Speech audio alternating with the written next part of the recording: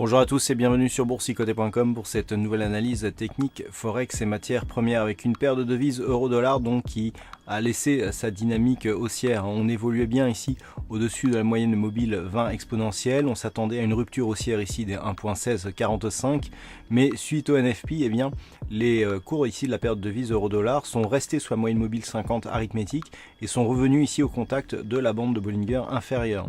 Dans cette configuration, on privilégiera donc une évolution plutôt baissière avec une succession ici de points hauts qui se fait d'une manière baissière et on confirmerait cette configuration en cas de rupture ici de la zone des 1.1530. Dans cette optique, on pourrait bien revenir chercher ici donc la zone 50,61,8 avec une zone intermédiaire ici à 1.1490 qui pourrait être suivie par un retour ici sur cette zone des 1.1445. Et puis sur l'or, eh bien, nous avions une dynamique ici qui était plutôt baissière, de consolidation suite à une force ici plutôt haussière. Donc on s'est affranchi ici de la résistance qui matérialisait cette dynamique baissière pour revenir ici sur un contact sur la bande de Bollinger supérieure et un retour ici sur la moyenne mobile 20 exponentielle qui agissait jusque là comme zone de support. Mais les choses se sont dégradées, on a cassé cette moyenne mobile et on est revenu ici tester le retracement de Fibonacci à 38,2% qui se situe à 1193,45 $ l'once. Dans cette configuration, la dynamique de sortie est affaiblie, mais on reste sur une possibilité de poursuite plutôt haussière, mais il faudrait confirmer par une rupture significative de cette zone de résistance intermédiaire qui se situe à 1206,80.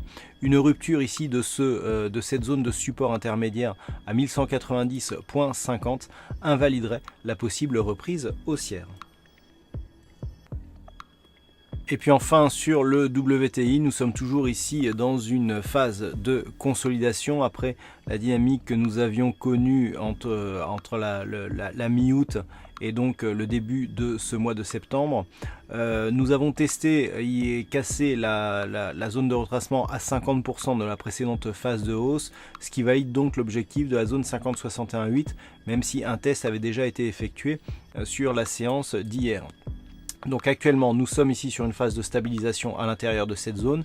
Attention, une rupture ici du retracement à 61,8% qui se situe à 66,75 $ le baril, eh bien validerait une possible poursuite du mouvement baissier.